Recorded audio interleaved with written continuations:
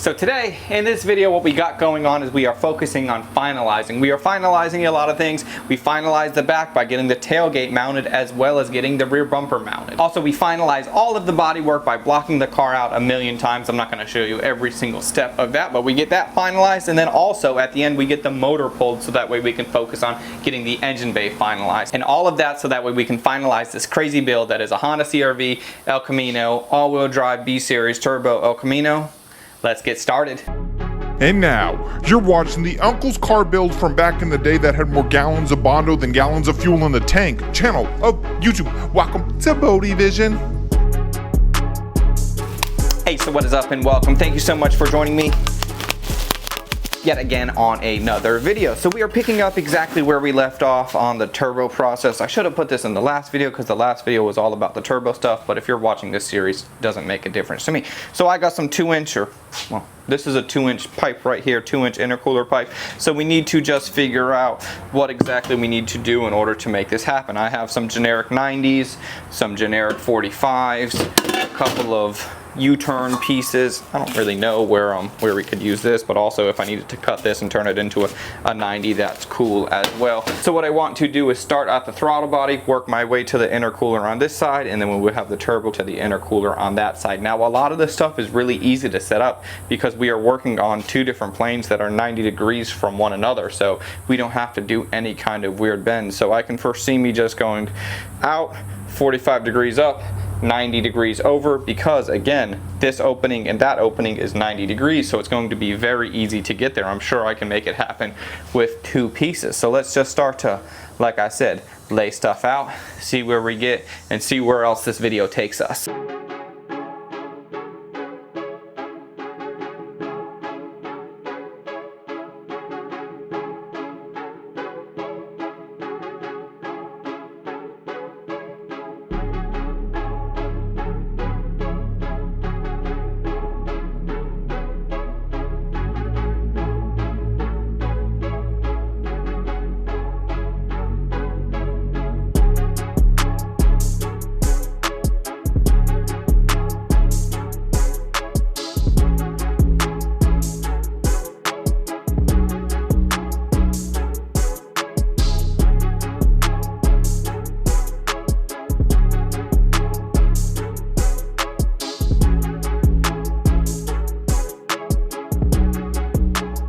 Alright, so intercooler piping, as you can see, it is right there. Super quick and easy install. We have the intake side over here.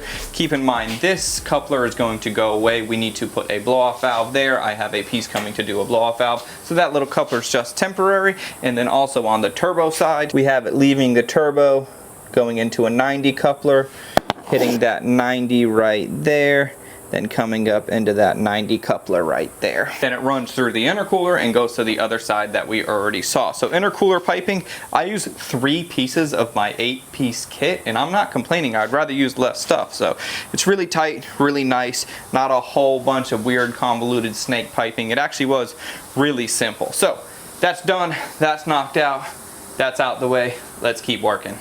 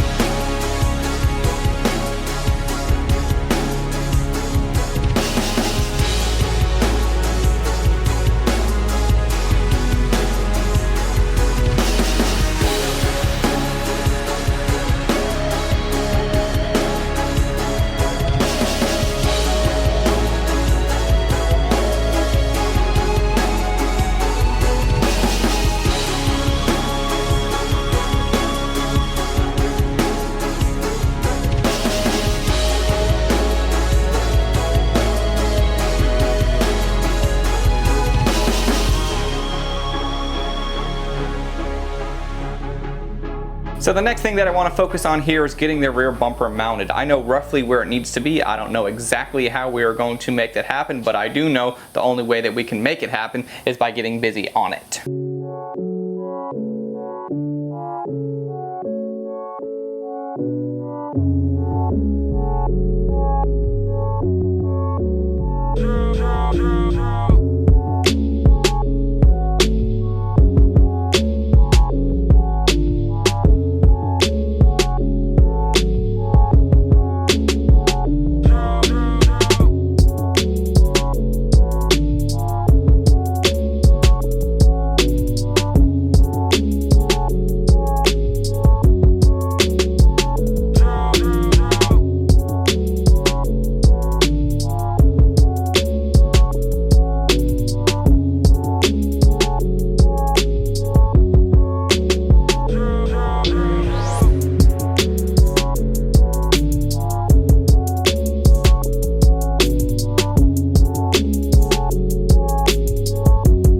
Alright, so right now we have the tailgate mounted and figured out. That was not too difficult to get all sorted because it's pretty much just bolted on. But one thing that I had to do is the latch over here, the actual mechanism. I had to put a new spring in here so that way it would return. It was just staying locked or not, but now it's all good. It is working like it should. When I got the El Camino, that was not working. So buying such a piece of work to begin with actually hurt me a little bit because it's making me spend a lot of time sorting things that I wouldn't have to sort out if I would have bought a halfway decent car. So also we got the bumper figured out. That took a little while. I'm gonna switch cameras with you right here. I'm just gonna throw you on this one so that way I can show you everything. So I have that bar going across. That's welded to the OEM little brackets that came with the El Camino, and then those are welded to the CR-V. So all of that stuff looks pretty good. It is nice and solid. As you can see, gotta hit it with it. That's not going anywhere for it to be solid. And also one thing that you gotta think about is the frame that the bumper originally mounted to on the El Camino is not there at all anymore. So where do you even go to start to try to grab something for it to hold onto? The way that I like to figure it out is just start working and something will happen. So as you can see, that guy fits over here. We'll get this thrown on.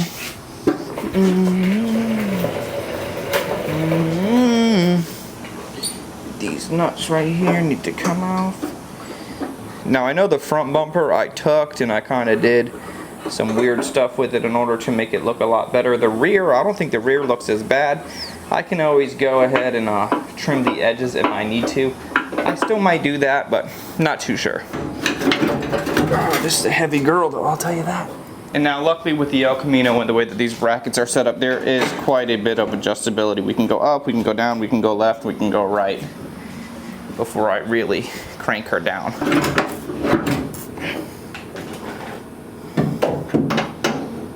Ooh, that bar is now in the way. Who engineered that?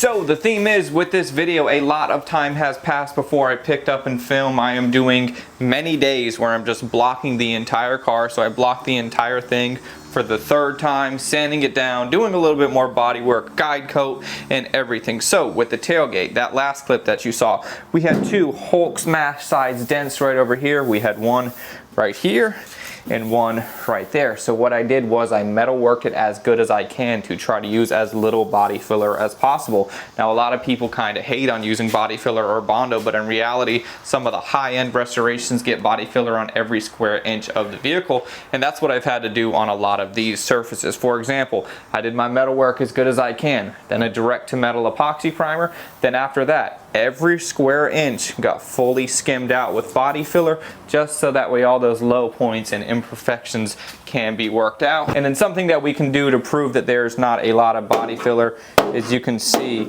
even with full coverage body filler, it is extremely thin. If it was thick, the magnet would not stick at all. They actually have depth gauges that work with magnets, and it has to do with how much you can pull it off, but I'm just kind of showing you that even though we have body filler over every square inch, it's not thick at all. It is just really smoothing over the surface. So I got the tailgate pretty much sorted. We have a bezel on the way that I had to order because I was missing one. I think this El Camino was a parts car before I got it, because there are so many key things missing, like door handles, side view mirrors, trim, all of these things. But that's what happens when you get a $500 vehicle to start with. So it is all good. So what I'm going to do is I'm going to keep working my way down the side of the car. This entire lower panel got replaced, so I did a full skim out on the lower section of the door. I need to go ahead and block that. Then I think we are going to do one more primer on the entire thing. Somewhere over here, this was worked separately by itself. I might only spot prime this or not do any at all, because we don't want to just stack 3, 4, 5 layers of primer. We want to make sure we are relatively close to the surface of the vehicle before we stack on all these layers. Okay, enough talking. I just need to keep working. I wanted to check in with you and show you what's going on, how we are addressing it, and why this thing is taking so long.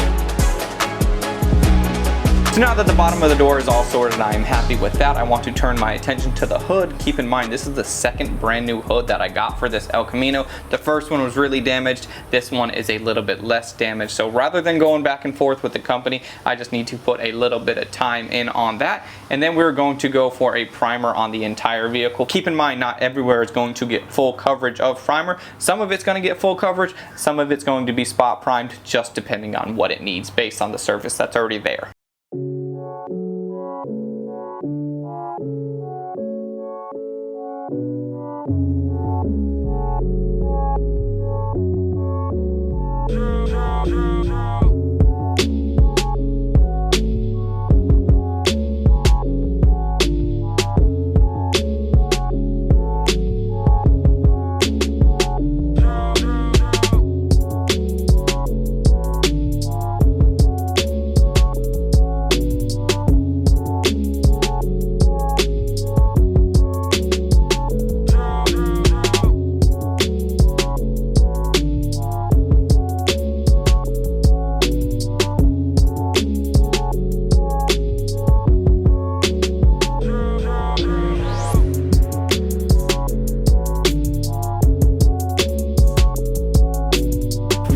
Now the El Camino, now that I have blocked it what feels like 100 times, I feel like this is going to be the last bit of primer to go on here. Now the plan is, before I go with that sealer, we're gonna go with a sealer, base coat, clear coat, some graphics and whatnot. Hint, hint, I'm not gonna get too much into it until I actually get into it. But this is the last layer of primer, which is a huge step. We've done primer, blocked off primer 2 or 3 times just to make sure we were getting everything really smooth. So now this is going to get guide coat, blocked out with a 320, then finished off with a 400 grit sandpaper finish. So as I just wrapped that up, I had a package just come in from the good people over at Brunt. This is the 3rd pair of boots that I have in my rotation right now.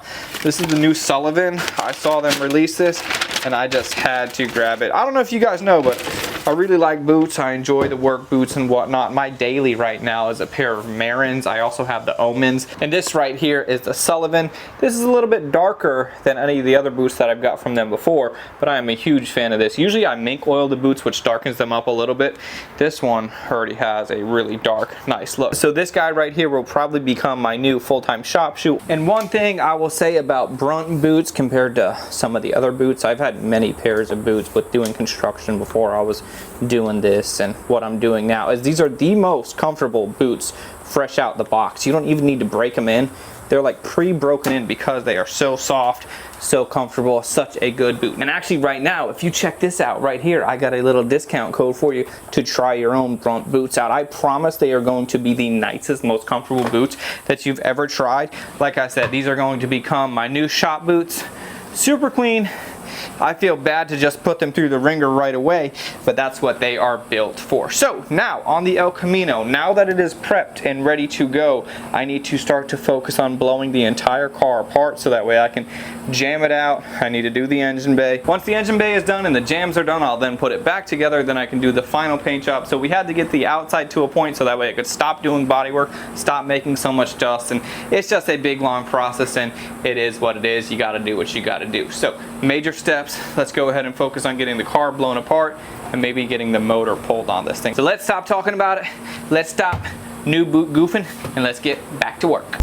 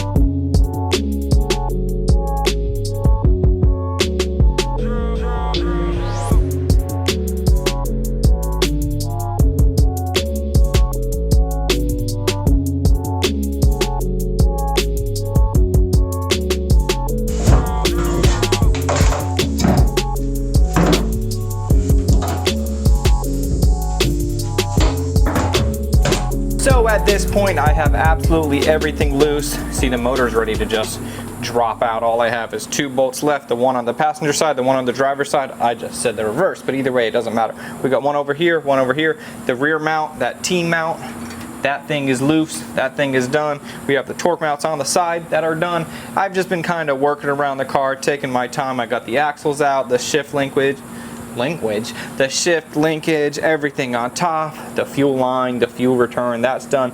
Power steering line, power steering return, that's done. I don't know if you consider that a return. I mean, I guess you do. I just pulled the reservoir away from the pump in 2 different locations. One's probably in, one's probably out. I don't care what it is, but it's all good. We got it out. Also, we got the ECU disconnected, clutch line disconnected. Absolutely everything has been tucked onto the motor. We have the engine harness over there that has been disconnected. So at this point, the motor is just sitting in here ready to come out. I know a lot of guys, when they're ripping out motors, they go for speed. I don't care about speed at all. My number one goal is organization as I am working. For example, if I'm using the 10, I need to use the 10 for a little bit, then I put the 10 right back. If I need to use the 14, I use the 14, then I put the 14 right back. So that way I don't have missing tools. The absolute worst thing is when you and your buddy are working together and then you guys are like, where's the 14? And it's like, you just had it, you just had it. Then you go back and forth frustrated. You're frustrated about something that doesn't even have to do with the main task. The main task that is removing the motor. So I need to stay organized because my brain will go crazy if I'm missing a tool, and I just don't want to go down that route. So I work right out of my toolbox to get everything sorted. So in just a second for you, it is going to be morning. We will get this thing ripped out. Then I can start finalizing all of this stuff. And this was a major step, something that I was a little bit dreading doing, but we got it knocked out relatively quickly. We need to tear it all the way down so we can build it back up. Fresher, better, faster. I don't know if it'll be faster. Well, I mean, turbo. Okay, I'm going to bed. See y'all in the morning.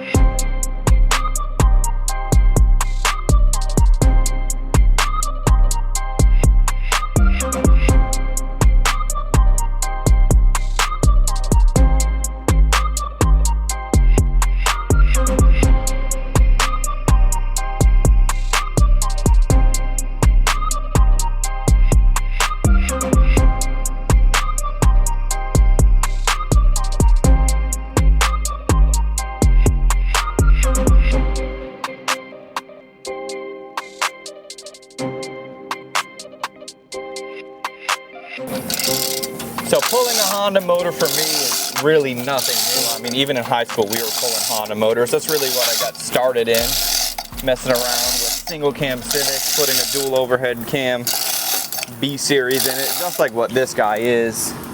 Got to go a little bit more. And dude, my gantry crane makes everything so much easier for pulling motors because it just goes straight up. You don't have to worry about anything crazy. So let's just get this guy out of here. Let's not walk under the motor. Woo. Now I got so much more space to work on the good old Elco. And it's actually going to be easier to move it around. I want to flip it around yet. I don't know if I'm going to do that right away. We got to get this guy cleaned up. I'm going to get it on a cart. Got to get it from hanging up in the air because that's not a good time if it drops. I was kind of in such a mindset of doing body work that I didn't really think about this part of the process, but in reality, this is what we have to do. We kind of did a dry fit for everything. Everything wasn't together all at once. Like we got the turbo figured out, all of that welded in. There's no more fabrication needed, no more figuring out. Now it's just tear it down, repaint everything, and build it back up.